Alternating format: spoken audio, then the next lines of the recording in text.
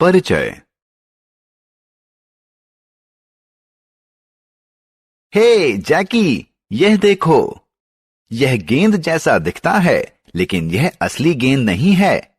फिर यह क्या है? हैरी, यह फुटबॉल की छाया है। यह इसलिए बनी है क्योंकि फुटबॉल ने सूरज की रोशनी को अवरुद्ध कर दिया है। इसलिए आओ, अब छाया और इसके बनने के बारे में कुछ जानते हैं। आओ सीखें।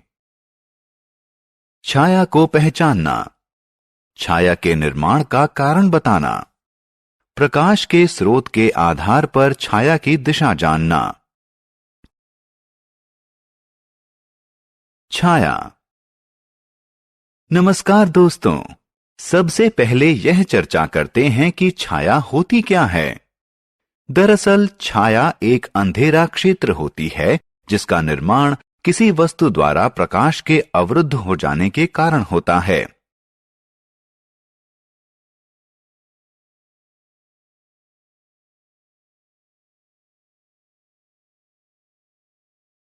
स्कूल व कॉलेज। यह स्कूल है। पिताजी, यह वही स्कूल है जहां मैं रोज पढ़ने आता हूं। मैं अपने स्कूल से प्यार करता हूं। मुझे स्कूल में पढ़ना और अपने दोस्तों के संग खेलना पसंद है। बढ़िया। वह देखो, वह कॉलेज है।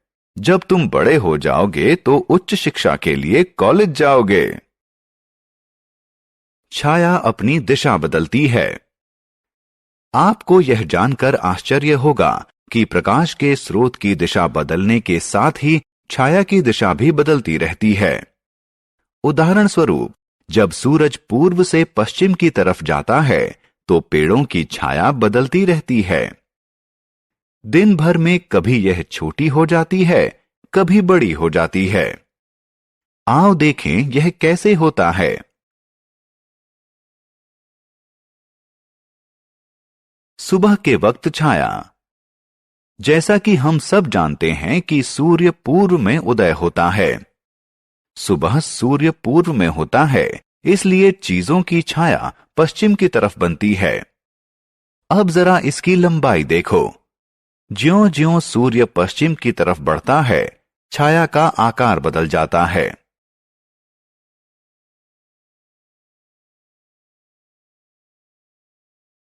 दोपहर के वक्त छाया।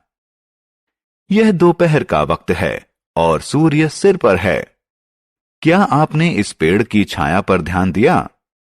पेड़ की छाया अब छोटी हो गई है।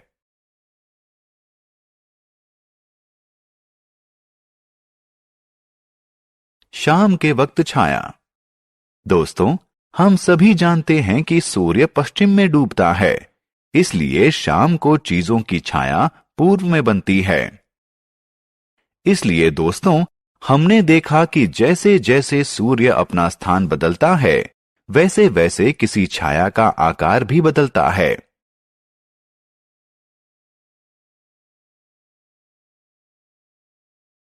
छाया की दिशा। हे दोस्तों, क्या आपने ध्यान दिया कि छाया हमेशा प्रकाश के स्रोत के विपरीत दिशा में बनती है?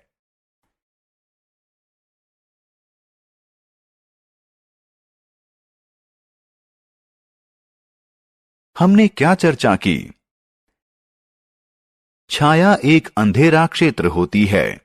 जब प्रकाश किसी वस्तु से अवरुद्ध हो जाता है, तो छाया का निर्माण होता है। यह दिन भर समय के साथ अपनी दिशा और लंबाई बदलती है। यह सदैव प्रकाश के स्रोत के विपरीत दिशा में बनती है।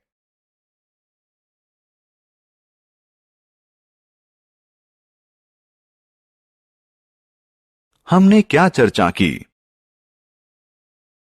हमारे चारों तरफ के सभी स्थान और लोग हमारे पड़ोस में शामिल होते हैं।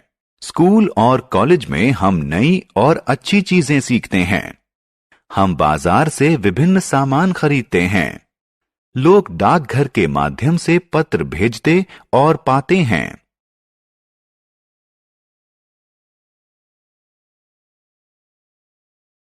अस्पताल में डॉक्टर मरीजों का इलाज करते हैं और दवा देते हैं। लोग अपना धन और आभूषण सुरक्षित रखने के लिए बैंक में जमा करते हैं। अग्नि योद्धा और पुलिस अधिकारी जरूरत पड़ने पर लोगों की मदद करते हैं और उनकी सुरक्षा करते हैं। बसें और रेलें दूर के स्थानों को जोड़ती हैं।